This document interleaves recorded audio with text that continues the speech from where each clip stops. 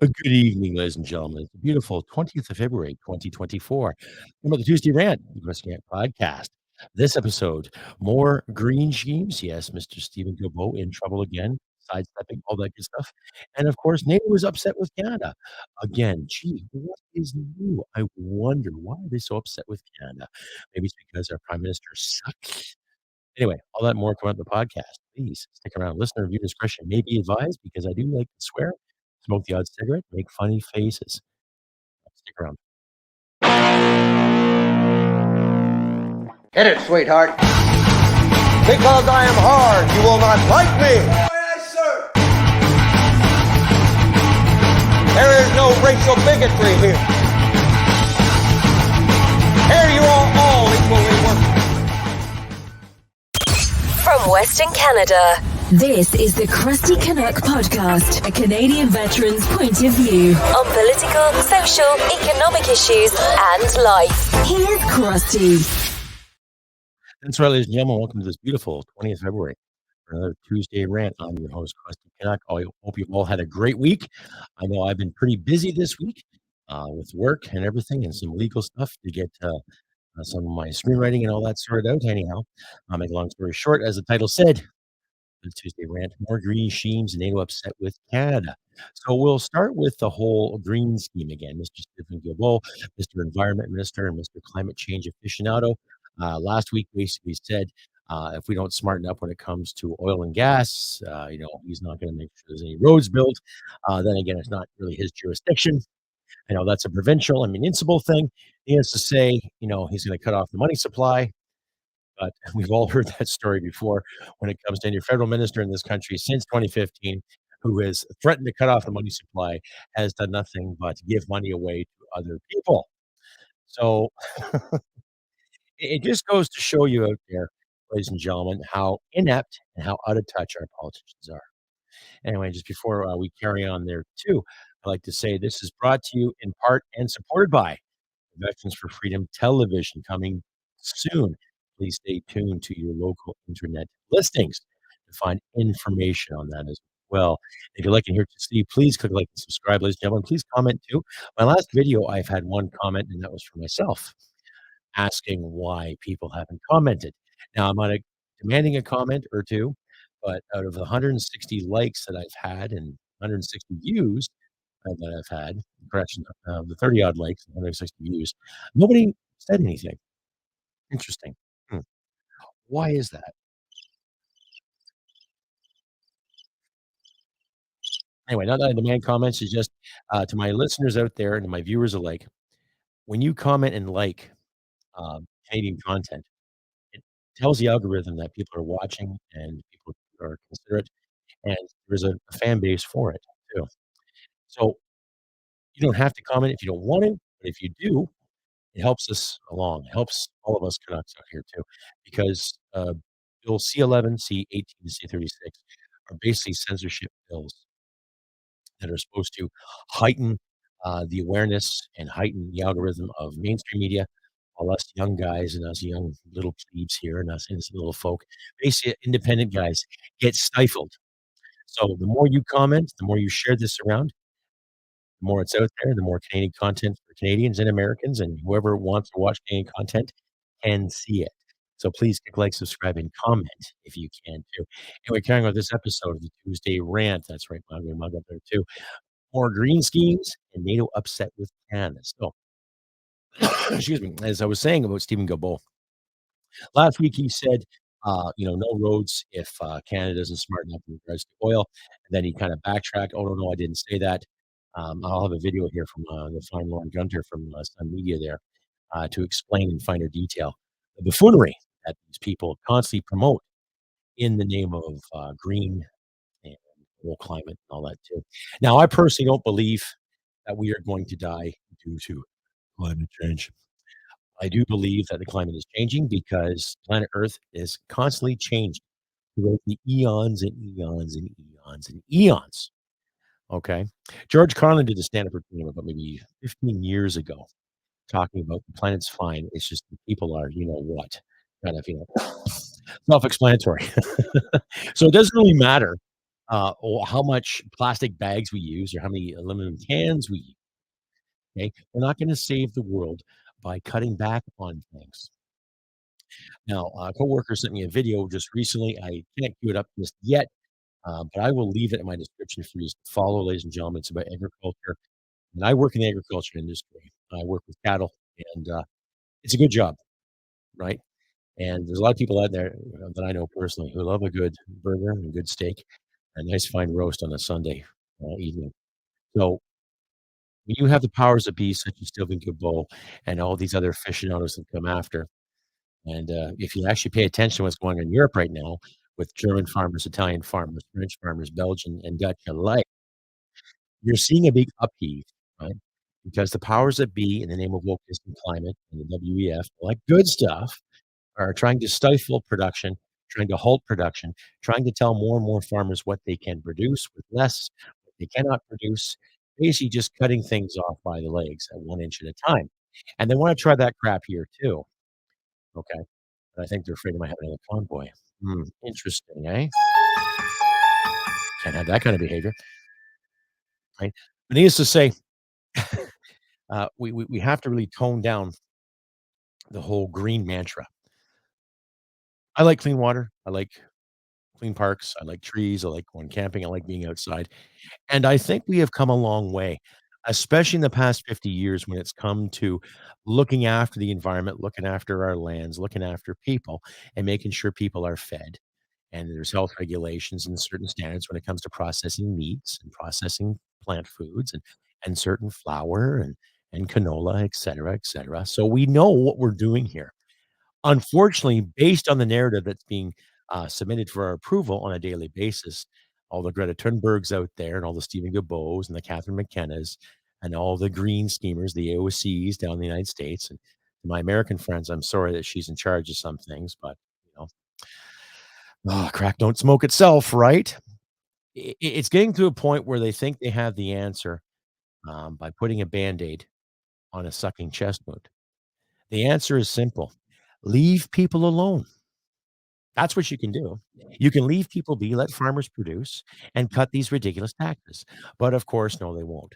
Now, the video I'll put up here shortly will explain all this to you. And once again, thanks to Lauren Gunter from Sun Media for putting that together. And he basically summarizes the whole thing and just the buffoonery. Right back after this.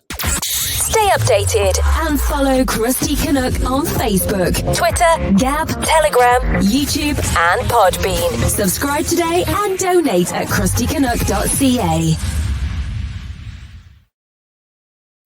And you're back, ladies and gentlemen, the Tuesday Rant for the 20th of February, 2024, episode 262. Once again, if you like and hear what you see, please click like, subscribe, and do not forget to comment, please. The comments do help us get our words out there, too. So I'll just cue the video up here from Mr. Lauren Gunter from Sun Media. And basically, he sums it up. Just the buffoonery of what we have as leadership here when it comes to what these clowns want, what they want us to do, what they want us to be, how they want us to be. You know, it's about 6 minutes, ladies and gentlemen, so please bear with me. You know, I will start to pause, right? And we'll go from there, right? I do like Lauren Gunter. He does do some pretty good, how do you say, editorials on behalf of the average citizen. So I'll just cue this up. February was not a particularly good week for Federal Environment Minister Stephen Guilbeault. He had to back down from 2 or 3 of his major green initiatives, although I don't think he would say he had actually backed down. Of course, there was the famous one where he said at a transit conference in Montreal that the federal government was no longer going to support any major road building. There were enough roads in Canada. We didn't need any more. What you needed to do was get out of your car and walk or ride a bike or take your roller skates to work. And it's fine if you don't live 120 kilometers away from the plant that you work at. It's fine if you don't have a farm that's 60 kilometers from the nearest supply center and 100 kilometers from the nearest hospital.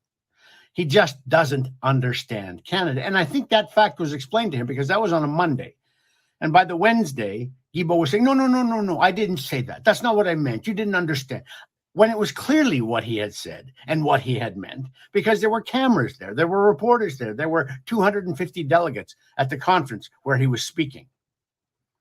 But it was clear that Canadians pushed back. This is one of those issues on which Canadians clearly understand immediately what the implications are.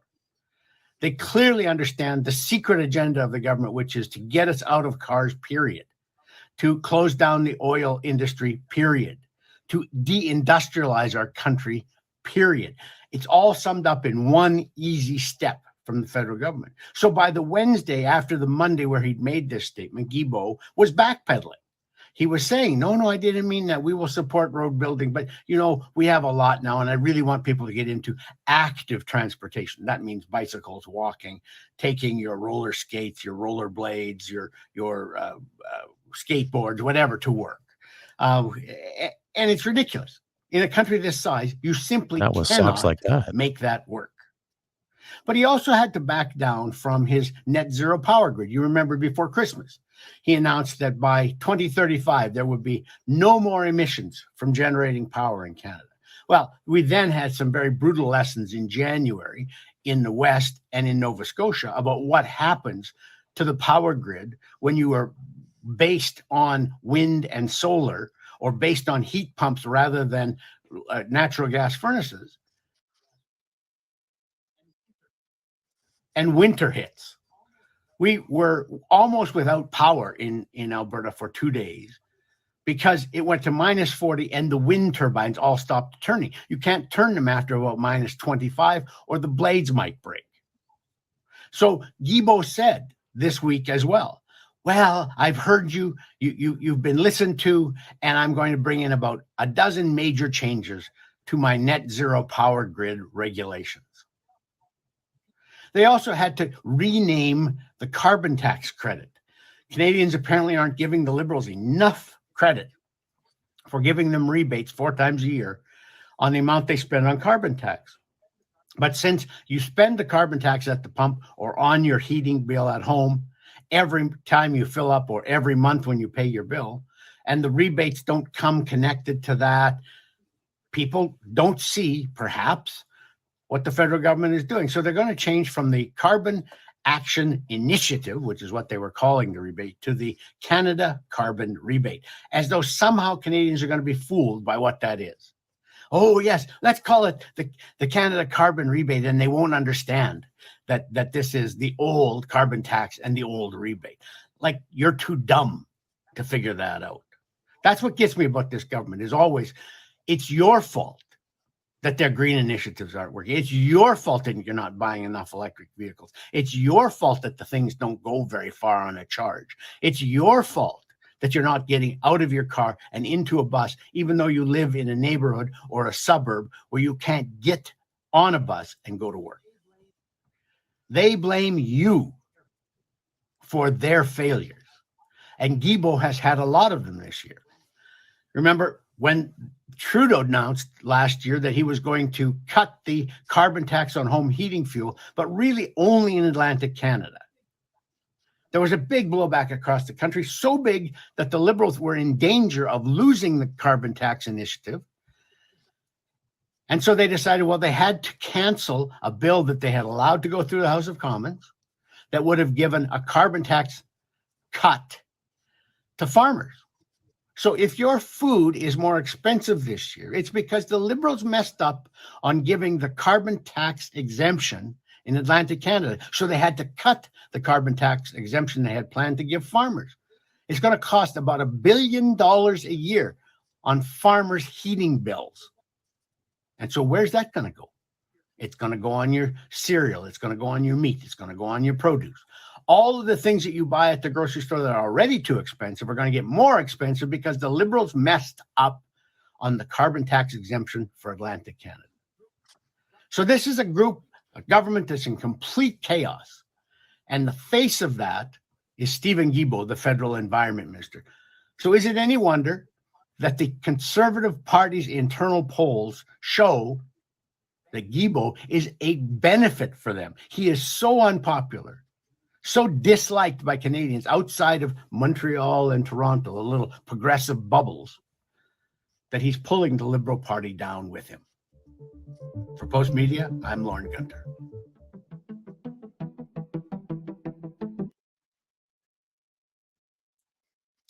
Yeah, exactly, ladies and gentlemen. They're proving themselves to be idiots. They're proving themselves to be total idiots when it comes to spending money and how they wanna save the world. Now, Stephen Guilbeault said, "No more cars and no more of this because, we're gonna save the planet." And it it just goes to prove that all these elected officials that are looking after you and me, they think city, they think urban planning, they don't think the rural areas. I wouldn't be surprised if some of them think that our meat still comes from grocery stores and not from actual cattle. I wouldn't be surprised if they think that there's little urban gardens out there that provide all the fresh fruit and vegetables that they like to have when they have their salads and avocado toast. You know what I mean? The arrogance that these politicians promote is going to be their downfall. It's that simple. And I hope that, there is an election called. I hope there is something in the works where it's gonna benefit all of us to a better thing. Now, I'm not saying the next prime minister in line, possibly Mr. Pierre Poilievre, is going to make a dramatic change. I know he wants to cut the carbon tax. He wants to bring housing, to people. He wants to cut a lot of taxes. But what's gonna suffer in the meantime? What other cuts are we gonna face because of the previous government's decision? I can just see it now, a year from now. "Well, the last prime minister, Mr. Trudeau, did this and this, blah, blah, blah, blah," back and forth, back and forth. We gotta fight for more liberty, ladies and gentlemen. That's what it comes down to. But it's good to see there's more people coming out and coming to their senses in regards to these taxes, in regards to the green scheme of things, okay? So, I know the censors are gonna probably have a heyday with this right now, but there is no emergency as far as I know. We gotta do better to look after things, I agree, when it comes to planting, when it comes to trees, when it comes to agriculture, and when it comes to clean water. We also have to create more clean water for our First Nations. We have to give give our people in this country, all of our peoples, all colors, all creeds, doesn't matter, benefit and the chance to thrive and to grow as we should in this supposedly working democracy. Stay updated and follow Crusty Canuck on Facebook, Twitter, Gab, Telegram, YouTube, and Podbean. Subscribe today and donate at crustycanuck.ca. And you're back, ladies and gentlemen, to the Tuesday Rant for this February 20th, 2024. That's right, episode 262, Crusty Up Podcast. Now, as I mentioned before, there's going to be some changes coming to the podcast sometime in the next few weeks. Not so much rebranding, just different scheduling, what have you, different formats. And I will plead and ask once again, ladies and gentlemen, if you feel like donating, please donate. Links are in the description. So all my contact information is in the description, my email, my mailing address. If you want to mail me something, send me some swagger. I don't mind, whatever. Please comment, click like, subscribe, share this stuff all over around, especially my Rumblers. I want to thank my new Rumbling fans out there. I got a few more who subscribe to me on my Rumble channel. Thank you very much, too. And I've noticed some downloads have come from Mexico, a couple from Australia, and more from Great Britain. So thank you to my new downloaders from my Podbean application. Thank you very much. You guys are awesome. Keep the downloads going and all that too. And just make sure you click like, subscribe, and comment when and where you can too. And if you want to find my podcast, just type in the Crusty Canuck podcast address bar, and you'll find all places that have it. As it says, Spotify, Amazon, Supercast, iHeartRadio, Player FM, Podchaser, and Apple, as well as here on the Tube and on Rumble, ladies and gentlemen. As well, I try to put my stuff and keep everyone updated on my community page here and on my Facebook page. So want info, just check it out on Facebook and on YouTube community too. So, like I said, there will be some changes coming up soon in regards to when I'm going to put a show out. I'm weighing the odds to probably do it maybe 3 times a week. So stay tuned for updates on that as well. Like I say, carrying on with this episode 262 of the Tuesday Rant. I just went on my green scheme things. I can't speak English today. More green schemes and NATO upset with Canada. Now, I do have a couple of articles here that I will add in the description, but a lot of this stuff when it comes to NATO, when it comes to Canada's commitment, Now, I did watch a video earlier today from, the fine people at CTV. Bell Media owns them, and they just laid off, 4,000 people or 4.8 thousand people recently. Too bad. I don't really give a shit, and then neither should you, but needless to say, these panel of experts, not one of them has actually served in the military. So when it comes to the panels of experts out there who want to weigh in on certain, ideas and scenarios, they have no effing idea, okay? But I'll put this link in the description for you to follow anyway. Now, Canada has fallen behind in the 2% GDP that NATO expects. Now, my libertarian side's coming out here. I don't expect anyone to be drafted or conscripted. I don't like that idea at all. Unless it's kind of the scenario where we're facing an enemy like in Independence Day, that movie from the 90s, that sci-fi spectacular, cheesy sci-fi extravaganza, or, there's another world war around the corner. Some of us think there will be, but I still don't believe in conscription coming to that. But when it comes to the NATO standard, which was etched basically in stone since the end of the 1940s, and also considering Canada as one of the founding members, next to Britain, the United States, and France, I believe, um, we've got to do better. Okay. Now, when you look at your taxes that have been spent on everything but the military, you would wonder why we cannot meet 2% GDP, what we should spend on our military. Okay. Look at our land mass in this country, and I'm sure your fellow vets, my fellow vets out there, and my fellow viewers who happen to be veterans, doesn't matter if you're with the Canadians or the Americans, I'm sure you can understand the importance of defending that space. Back in the 1950s and 60s, Canada had a very, very active role in the Arctic with the DEW line, the warning systems. We had a very, very active Navy, active Air Force, and an active Army too. Okay.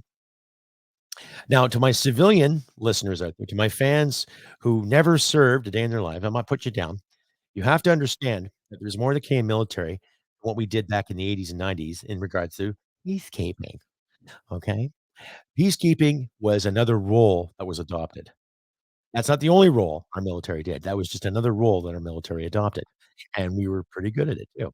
But we also had a time where there was things that were available, kit was available, training was available, rotations were on the go, people were being paid, and there wasn't ridiculous things called, the housing department and all these other civilian hands getting into the military kitty to take money here, take money there, while the troops went without. Now, the prime minister of this country has blatantly ignored our troops, blatantly ignored our military for a long time, just like his old man did. Now, his old man did upgrade back in the 70s when it came to updating our tanks and certain vehicles, and another update of these F-18 fighters that Canada received in the early '80s.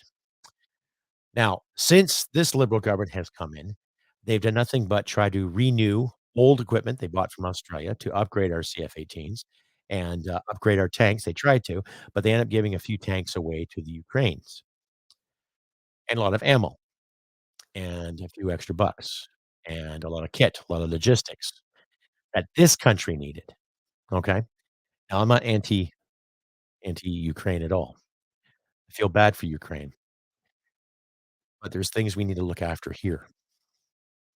There are things we need to really look after here, especially with the way it's going right now, and I don't care how you feel about it. From my personal experience, from where I've been, this country needs an upstanding military, full-fledged army, full-fledged navy, full-fledged Air Force, okay? The ability to go at a moment's notice, doesn't matter. Doesn't matter if it's for humanitarian reasons, doesn't matter if it's for peacekeeping reasons, peacemaking reasons, or heaven fucking forbid, another bloody war. We gotta be ready to it. We gotta stand to to it, and this government has blatantly disregarded it. Disregard it in the name of veterans, disregard it in the name of wounded veterans, and disregard it in the name of security of this country, right? Look how many Veterans Affairs ministers we've gone through. Look how many national defense ministers we have gone through who have bragged about shit they never did or say they really, really relate to the troops. And yet I've presented to you a few episodes back in regards to how the brass would rather worry about goddamn tampons than worry about tanks, or rather worry about feelings rather than troop compatibility. or worry about more feelings and haircuts rather than do we have enough to fight with? You know what I mean? So it's pretty self-explanatory, ladies and gentlemen. NATO is not happy with us, and really, I don't blame them. I don't blame them at all. Now, can we talk about NATO and talk about the UN? I don't trust the UN, and I hate to say it, but I'm starting to lose faith in NATO. But I'm also glad that NATO is getting on these people's asses because I know the Canadian public out there has said many times we should upgrade our military. And I've talked to a couple of politicians over the past few years who have always said, "Well, the constituents never wanted it." Are you sure? Did you really ask those questions? Or you just went along to get along, like most politicians do? And like they will come this April 1st, and they'll get a nice big fucking fat paycheck. But who am I?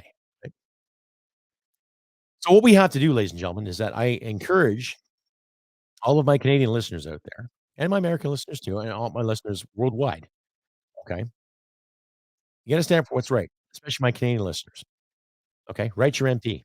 Mail after mail, email, call, upgrade our services, upgrade, upgrade, upgrade, upgrade. Not gonna happen overnight, but they've taken an inch, taken a foot, taken an inch, taken a foot, and when it comes to procurement in this country, there are so many bloody boards you have to go through first if to get a goddamn tire or to get another box of ammunition. So, the procurement boards have to go. Our defense minister should have a defense background, okay? And when it comes to upgrading our military, we need some brass in our military to stand up and say, "Hey, enough of this shit. Let's get the ball going." Rick Hillier did back in, the 2000s. He told the Martin government what needed to be done, and he told the Harper government what needed to be done, and ironically enough, things were getting done. Our GDP was getting more towards defense spending, you know? Little Master aircraft came into service. Wow, great. We had some better vehicles to use overseas. Wow, more ammo, more choices, some Gucci kit. Modernized, modern times. Canadians are probably some of the best trained soldiers in the world, but our government just doesn't want to look after it properly until it's too late. And I just hope it doesn't come to a point in our life right now or soon in the near future where too little is too late, because that would just really, really suck for everybody, and, a lot of people would get hurt. Anyhow, ladies and gentlemen, I have been Crusty Canuck on this beautiful Tuesday, 20th of February, 2024. Like I say, stay tuned to, my community pages on the Tube here and on Facebook for updates on what's gonna be happening with the Crusty Canuck podcast in the near future. If you'd like to hear to see, please click like, subscribe, share this content all over your social media platforms, ladies and gentlemen. And do not forget to comment, please. Send me some comments, positive, negative, whatever. Just as long as it's from the heart, that's what matters, right? And if you do want to donate, please consider donating. The links will be in the description too, for you can donate at your leisure. I would like to make some money at this podcast because I do put some actual effort into it. You know, call me what you want, a cyber busker, whatever, but I'm still making an effort to get information and share my point of view with all of you wonderful people out there. So give yourselves a round of applause for sticking around this long. You guys are awesome. Thank you very much. Special shout out to my friends at North Perspective, Cypher and Fox. Well done. My buddy, Radioreaction, who's in Britain right now, seeing his family, getting back in touch with his roots. Well, back in the old land, right? How much knowing? Sorry for the bad British accent, but catch my drift. Shout out to Clyde, Do Something, Marty up north, Merrill Lynch, my friends Vesper, and all the others there on Twitter. I will post this video for you all to watch too. And hi to everyone else I have missed. Like I say, if you like to hear what you see, click like, subscribe, share this all of your social media platforms. Give me a thumbs up, give me a comment, and just tell me what's on your mind there too. But this weekend, I will try to have another episode or two, and I'll have more information, programming that's coming your way from the Crusty podcast. And well, all we can do is wait out, ladies and gentlemen. So look after yourselves in these trying times. Just pay attention to the weather. It's still February, so don't get too cocky yet with the mildness.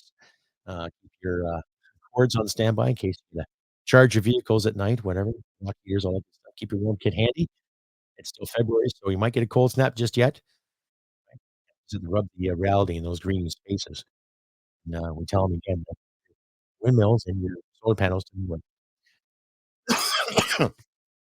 Sorry, I was thinking of a dirty joke, and I better not just say it just yet anyway. Anyhow, I've been Crusty Canuck, and I wish nothing but good things for you all out there. Do what you can to help each other in these trying times. Watch each other's backs, help each other out. And like I always say, ladies and gentlemen, humanity merit wins the day. Take care. I'll see you this week. Bye for now. Hit it, sweetheart. Because I am hard, you will not like me. Yes, sir. There is no racial bigotry here. Here you are all equally worthless. This has been another episode of the Crusty Canuck podcast. Stay sane and thank you for listening. From Western Canada, this is the Crusty Canuck podcast. At least buy me some dinner first. Come on.